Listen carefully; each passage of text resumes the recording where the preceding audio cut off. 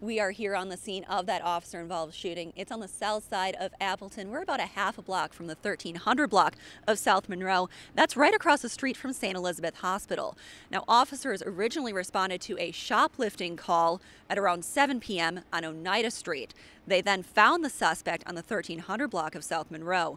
When they caught up with the suspect, he pulled out a gun. Officers told him to drop his weapon, but he didn't. That's when officers fired on him. He is injured. He is in a hospital this evening. We don't know the extent of his injuries. Now, the police department of Appleton has called in some help from Green Bay Police to assist with this investigation. Please stay tuned to Good Day Wisconsin tomorrow morning, fox11online.com for updated information. Live in Appleton, Kelly Schlicht, Fox 11 News. The polls are closed as you decide 2014 slowly is wrapping up. You're going to be seeing some of the results on the ticker at the bottom of your screen, so you can check those out. And one of the biggest items on a lot of these questions for the balloters are the school referendums. And collectively, tens of millions of taxpayers' dollars on the line, generally speaking, for major maintenance projects that normally might be included in the regular school budgets. That includes $20 million for the Green Bay Area School District. We still have a minority of the precincts reporting, but as we take a look, or at least I thought we were going to, of the Green Bay numbers, there they are. Again, still about 1/4 of the precincts reporting, but a solid advantage saying yes, go ahead with those maintenance projects, 70% to 30% so far. Fox 11's Kelly Schlicht live tonight outside the Green Bay Area School District office, and even though the results are preliminary, Kelly, I would imagine school officials are pleased so far. Yes, Tom and Michelle, the school officials I spoke with here at the school district office say they're cautiously optimistic as they're gathered together watching those results, as you guys at home are probably watching those results too. And they say that voter turnout, around 16% for Brown County, could possibly help them in this election. The $20 million in this referendum would go for major projects at 2 middle schools and 4 elementary schools.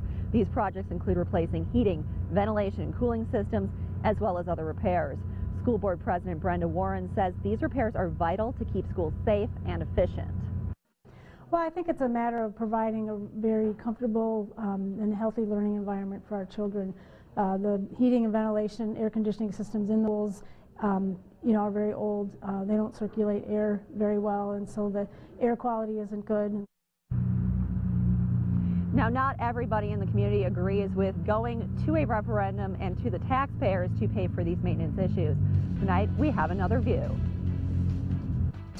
These projects are projects that should be paid for out of the annual budget, and there should be sufficient money budgeted year in, year out in that maintenance budget to cover these things. Now, as we mentioned, we are still waiting for those results. If we get them by the end of tonight's newscast, we will share them with you. Otherwise, please tune in to Good Day Wisconsin tomorrow morning for a full recap. Tom and Michelle, back to you. Our election coverage continues tonight as you decide 2014. One of the most watched items tonight for the elections is the Green Bay school referendum. Yeah, one of almost a dozen referendum questions around the area tonight. Voters in the Green Bay district approved it a short while ago. The votes are unofficially final, giving the district $20 million to spend on upgrading a handful of elementary schools. Those numbers, 70% to 30%, held throughout most of the evening. Fox 11's Kelly Schlicht has been on the story tonight and joins us now with one more update. Kelly?